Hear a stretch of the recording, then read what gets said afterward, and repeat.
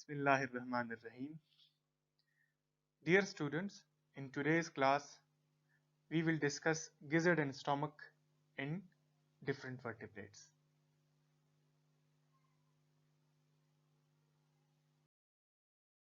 अच्छा, गिजर्ड जो है ये मैकेनिकल ग्राइंडर है. कैसे? कुछ फिशेस, रेप्टाइल्स जैसे कि क्रोकोडिलियंस और सारे बर्ड्स में they have gizzard for grinding up food. ठीक है, आपको इन फिगर्स में बर्ड्स का जो गिजर्ड है वो दिखाया गया है. ठीक है, सो बर्ड्स में जो गिजर्ड है ये डेवलप करता है from the posterior part of the stomach, जिसको हम वेंट्रिकुलस कहते हैं.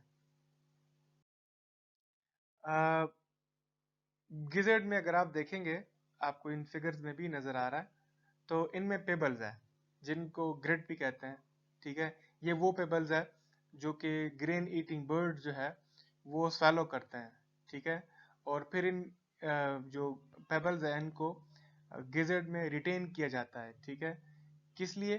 क्योंकि ये बर्ड की हेल्प करते हैं इन ग्राइंडिंग प्रोसेस. ठीक है, they facilitate the birds in grinding process. अच्छा, एक टर्मिनोलॉजी है, एक टर्म है गैस्ट्रोलिथ्स.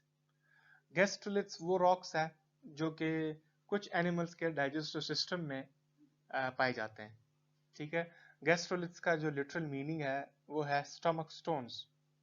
ठीक है, बहुत सारे एनिमल्स जैसे कि प्रीवियस स्लाइड में भी हमने बात की कि बर्ड्स है, रेप्टाइल्स है जो कि रॉक्स को स्वॉलो करते हैं. वहां पे हमने पेबल्स की बात की, यहाँ पे हम रॉक्स की बात करते हैं. साइज में ये थोड़े से उनसे बड़े होते हैं.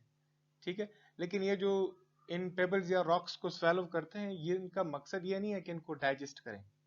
ठीक है, आगे हम एक स्लाइड में पढ़ेंगे कि वैसे भी प्रीवियस स्लाइड में भी हम पढ़ चुके हैं कि ये ग्राइंडिंग पर्पस में हेल्प करते हैं.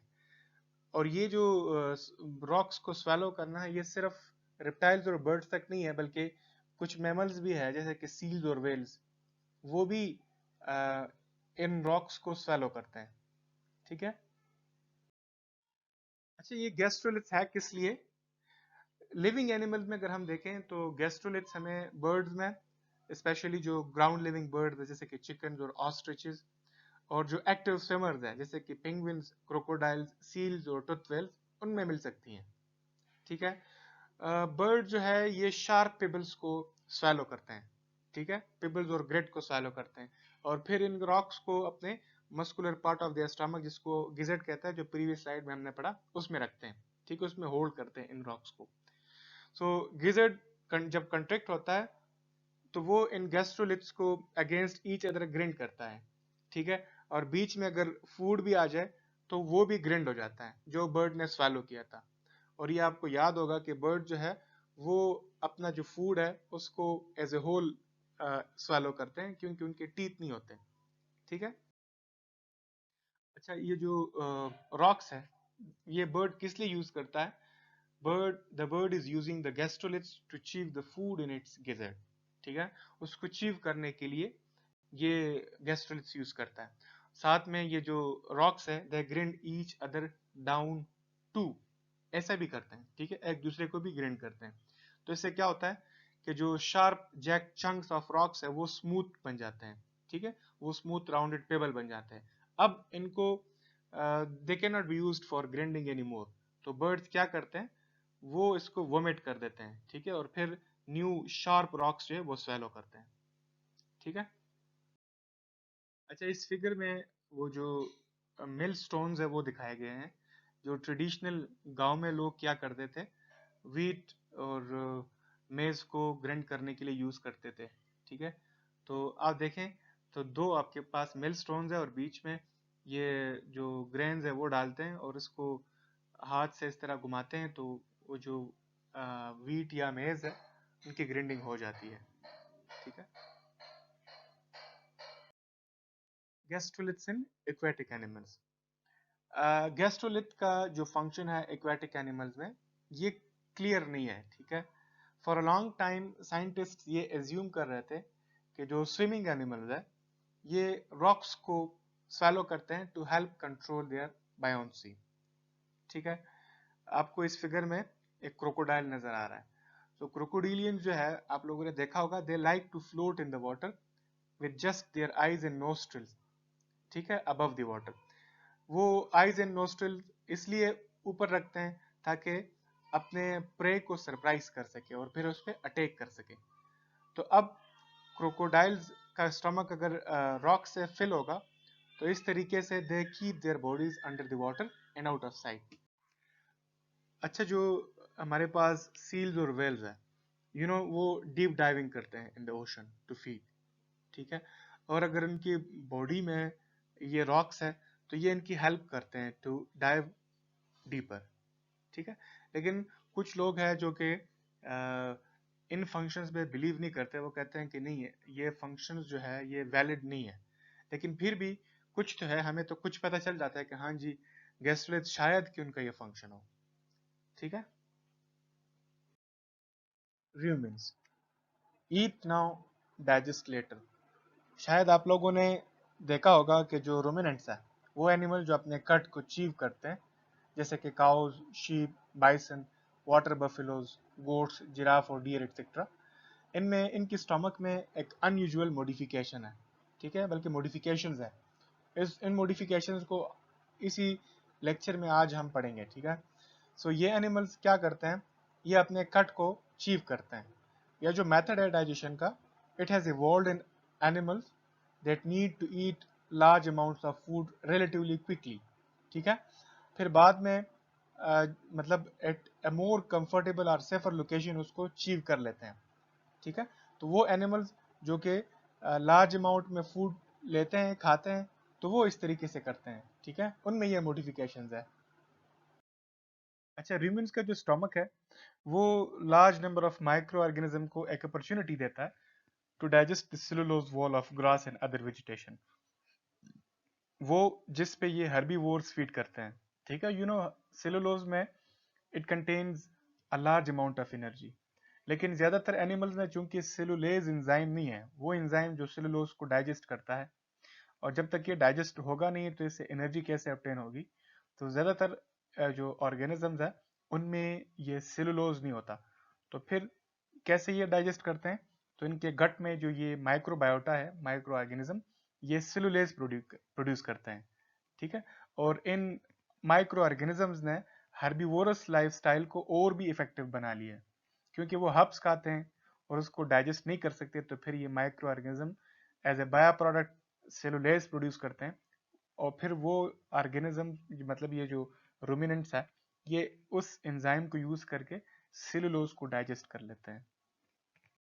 अच्छा, रूमिनेंट्स में जो upper portion of the stomach है ये एक्सपेंड होके क्या बनाता है, एक लार्ज पाउच बनाता है, उसको हम रूमिन कहते हैं, और साथ में एक स्मॉलर रेटिकुलम भी बनाता है. और स्टमक का जो लोअर पोर्शन है it consist of A small anti chamber, the omesum, with a true stomach or abomesum behind it, as you can see in this figure, ठीक है. तो फूड जो है ये पहले कहाँ पे आएगा, it will enter the rumen, वहां पे it will encounter the micro organisms, जैसे कि प्रीवियस स्लाइड में हमने बात की. फिर क्या होगा, फिर वहां पे इसके साथ फ्लूइड सिक्रीशंस, बॉडी हीट और चर्निंग ऑफ द रूमेन, ठीक है, ये सब ऐड होके माइक्रो ऑर्गेनिज्म इसको पार्शियली डाइजेस्ट करते हैं, ठीक है, और इस फूड को एक पल्पी मास में रिड्यूस कर लेते हैं. फिर ये पल्पी मास जो है ये मूव करता है इनटू दी रेटिकुलम, ठीक है, और वहां से फिर माउथ फुल्स आर रीगर्जिटेटेड एज कड, ठीक है. जो प्रीवियस स्लाइड में हमने पढ़ा कि रूमिनेंट्स में अपर पोर्शन में जो स्टमक का है ये एक्सपेंड होके लार्ज पाउच बनाता है रूमिन, और स्मॉलर रेटिकुलम बनाता है. तो इस फिगर में आप ये ग्रीन एरो को फॉलो करें तो ये एसोफेगस के थ्रू होता हुआ कहाँ पे जाता है, फूड, ठीक है, रेटिकुलम तक आता है, फिर वहां से फिर माउथ फुल होके मीन के वो कट जो है वो फिर माउथ की तरफ आता है, ठीक है, जो पल्पी मास है. अच्छा, कट जब ये दोबारा माउथ की तरफ आता है तो at this time food is thoroughly chewed for the first time, ठीक है. और जब इसको रीसॉल्व किया जाता है तो फूड पर एंटर होता है रूमिन में, ठीक है, वहां पे फिर इसकी जो कंसिस्टेंसी है ये लिक्विड बन जाता है. और जब ये ज्यादा लिक्विड हो जाए तो डाइजेस्टेड फूड पार्टिकल जो है या मटेरियल ये रेटिकुलम से फ्लो होके ओमेसम में आते हैं, और फिर वहां से ग्लैंडुलर रीजन जिसको हम एबोमेसम कहते हैं वहां चले जाते हैं, ठीक है। और एबोमेसम में जो डाइजेस्टिव एंजाइम्स है दे आर फर्स्ट इनकाउंटर्ड और डाइजेशन जो है डाइजेशन प्रोसेस कंटिन्यू होता है। अच्छा, प्रीवियस स्लाइड में हमने बात की कि जो माइक्रो ऑर्गेनिजम्स है इन केस ऑफ रूमिनेंट्स ये बिफोर गैस्ट्रिक डिजेशन फूड पे अटैक करते हैं, लेकिन कुछ ऐसे नॉन रूमिनेंट हर्बीवोर्स भी है जहां पर माइक्रोबियल एक्शन जो है it occurs after digestion. For example rabbits, horses और रेट्स में they digest cellulose by maintaining a population of micro organisms in their large caecum. Caecum blind pouch को कहते हैं, और इनमें ये जो सीकम है ये एक्सटेंड होता है फ्रॉम दी कोलोन। ठीक है, तो इनमें और नॉन रूमिनेंट्स में और रूमिनेंट्स में फर्क क्या है कि रूमिनेंट्स में ये जो माइक्रो ऑर्गेनिजम्स है they attack food before gastric digestion, और नॉन रूमिनेंट्स में जो माइक्रो ऑर्गेनिजम्स है दे अटैक फूड या डाइजेस्ट फूड या digest cellulose you can say after gastric digestion. ठीक है, और चूंकि सीकम हमारे पास कहाँ पे मौजूद है, बियॉन्ड द स्टमक, तो इसको रीगर्जिटेट करना इसके कंटेंट्स को ये पॉसिबल नहीं है। ठीक है, जैसे कि रूमिनेंट मैमल्स में था, यहाँ पर ये पॉसिबल नहीं है। ठीक है, तो नॉन रूमिनेंट बिहेवियर हर्बीवोर्स क्या करते हैं, ठीक है, जैसे कि माइस और रैबिट्स ये कॉप्रोफेगी करते हैं, you know they eat some of their own faeces. किस लिए? To process the remaining materials in them such as vitamins. तो कॉप्रोफेगी से क्या होता है कि वो जो न्यूट्रिएंट्स है that were not utilized during the first phase to the digestive system, तो ये कॉप्रोफेगी करके उनको मौका मिल जाता है कि दोबारा से उनको डाइजेस्ट कर लें। ठीक है, और कुछ जगह पे ऐसा भी लिखा है कि इनके जो फीसेस है इसमें माइक्रो ऑर्गेनिजम्स होते हैं, तो ये अपने माइक्रोबायोटा को मेंटेन रखने के लिए कॉप्रोफेगी करते हैं। अच्छा, कार्निवोर के स्टमक की बात करते हैं।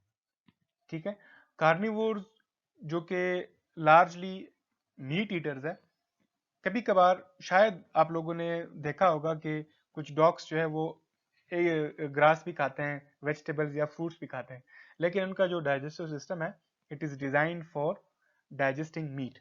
ठीक है, उनमें एक सीकम होता है, लेकिन ये सीकम जो है ये बाकी एनिमल से स्मॉलर होता है, as you can see in this figure. ठीक है, तो ये क्या करते हैं, ठीक है, सो ह्यूमंस की तरह इनके सलाइवा में डाइजेस्टिव एंजाइम्स नहीं है। ठीक है, और इनका जो डाइजेस्टिव ट्रैक्ट है ये शॉर्टर है। इसकी क्या वजह है? इसकी वजह यह है क्योंकि मीट जो है वो डेंस है in nutrients and they can extract these nutrients easier. इसी वजह से इनका डाइजेस्टिव ट्रैक्ट जो है वो स्मॉलर है या शॉर्टर है। अच्छा, जो एक्चुअल साइज है कार्निवोर स्टमक का it is significantly larger than herbivore. ठीक है, तकरीबन इनके जो स्टोमक्स है ये 60 to 70% of their digestive tract ये स्टमक कवर करते हैं। ठीक है, अच्छा, इनके स्टमक में वेरी पावरफुल डाइजेस्टिव एंजाइम्स होते हैं।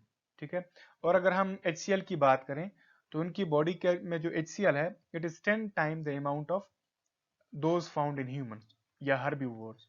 ठीक है, अच्छा, इस स्लाइड में ह्यूमन डाइजेस्टिव ट्रैक्ट और कार्निवोर डाइजेस्टिव ट्रैक्ट को कंपेयर किया गया है।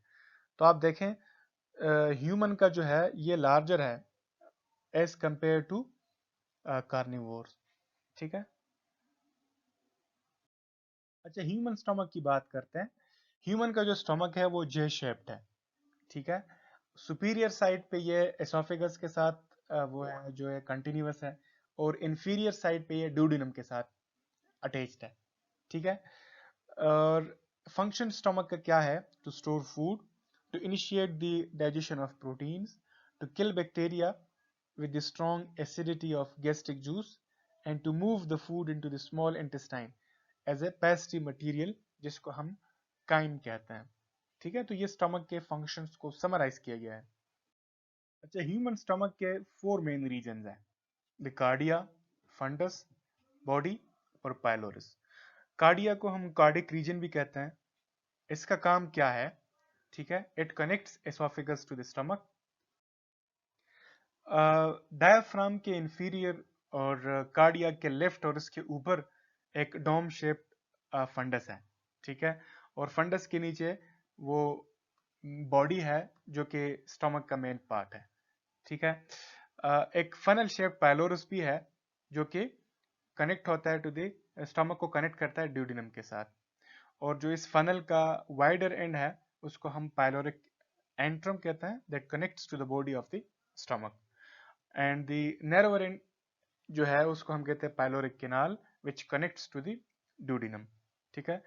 The smooth muscle pyloric sphincter is located at the latter point of this connection, ये जो कनेक्शन है और इसका काम क्या है, टू कंट्रोल स्टमक एम्प्टीइंग, ठीक है। In the absence of food stomach जो है वो डीफ्लेट हो जाता है इनवर्ड, और उसके जो म्यूकोसा और सब म्यूकोसा है ये एक लार्ज फूड में ये गिर जाते हैं या उसमें आ जाते हैं, उसको रूगा कहते हैं, ठीक है।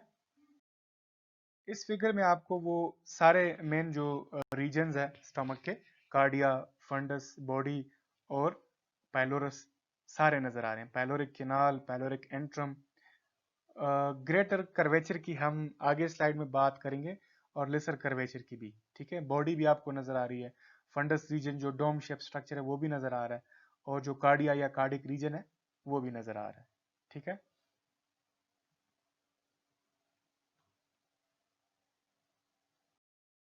अच्छा, जो कन्विक्स लेटरल सरफेस है स्टमक का उसको हम ग्रेटर कर्वेचर कहते हैं, जैसे कि मैंने प्रीवियस स्लाइड में बात की, आपको बिल्कुल यहाँ पे नजर आ रहा है, ठीक है। ये मैं हाईलाइट करने की कोशिश कर रहा हूँ, as you can see here ये ग्रेटर कर्वेचर, ठीक है। और जो कनकेव मीडियल साइड है ये लेसर कर्वेचर है।